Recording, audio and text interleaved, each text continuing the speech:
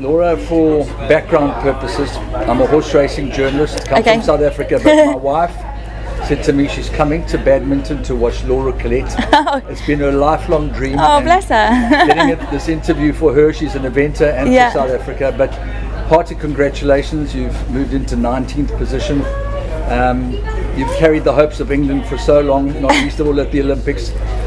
What's Badminton 24 got to hold for you this year? Badminton 2024, it's the first time for my horse Hester, first time at 5-star. So it's a bit of a fact-finding mission so far. She's done her dressage and I genuinely couldn't be any prouder of her. She really struggles with tension and anxiety in the dressage, but she really stayed with me, and it's a huge atmosphere in there for any horse, let alone one that gets a bit nervous. So so far absolutely delighted and looking forward to the cross country.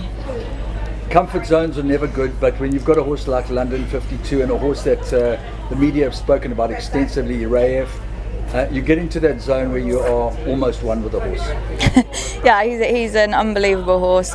So lucky to have him, and he's done what he's done for my career is, can't really put it into words. So every time I get to ride him, I just feel like the luckiest person ever. And long may he stay in one piece, and we get to keep enjoying each other. But yeah, it's a real partnership.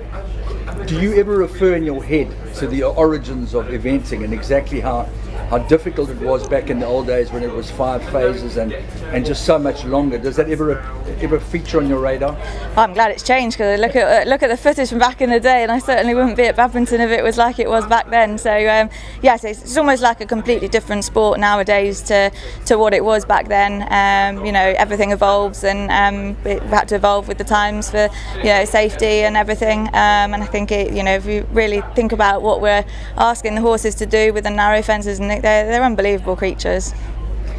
Obviously the show jumping and the eventing carry a lot more points in terms of things that can go wrong for the daunting avenues that confront you. Where do you think her strength is?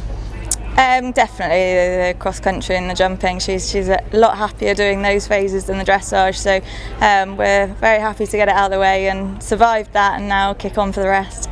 Lying in bed last night, did you ever have a vision of where you'd be lying after the dressage? No, I was hoping and praying that we'd stay in the arena. She really did. She didn't look like it today, but she can lose it big time. And I thought with the atmosphere in there, it's like no other. You can't practice at all for this kind of atmosphere, and it's so quiet and lovely. In the warm up, and you go in there, and it really hits you. Even as a rider, having been in there several times, it's still a real shock. So I'm super proud of my horse and how she coped with that.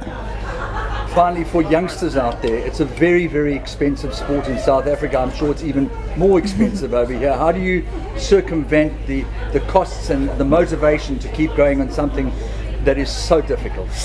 Super lucky to have amazing owners and support from so many different people.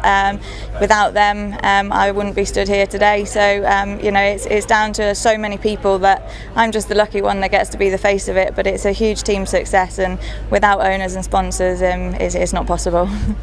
I think you'll have so many people shouting for you tomorrow, but if you hear one person with a voice that sounds like it's about to break, it'll be my wife. Oh, thank you very much.